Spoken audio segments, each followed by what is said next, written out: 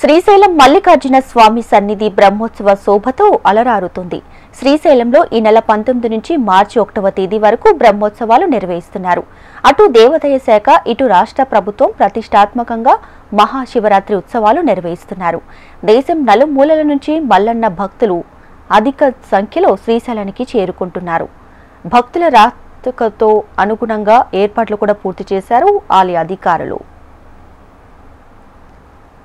నల్లమల అటవీ ప్రాంతంలో కాలినడకతో 40 కిలోమీటర్ల ప్రయాణించి కైలాసం ద్వారం చేరుకుంటారు. ఇలా చేరుకున్న భక్తులు కైలాస ద్వారం వద్ద సేద తీరేలా భారీ ఎత్తున ఏర్పాట్లు చేశారు.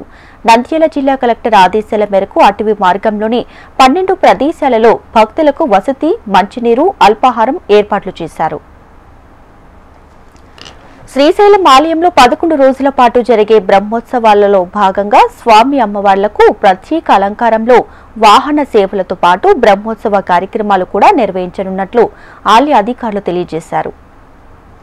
మహాశివరాత్రి బ్రహ్మోత్సవాలలో ఆది దంపతులు పార్వతీ పరమేశ్వర్లకు ఈ నెల 23వ తేదీన రాష్ట్ర ప్రభుత్వం తరపున ఆంధ్రప్రదేశ్ రాష్ట్ర ముఖ్యమంత్రి నారా చంద్రబాబు నాయుడు పట్టు వస్త్రాలను సమర్పిస్తారు.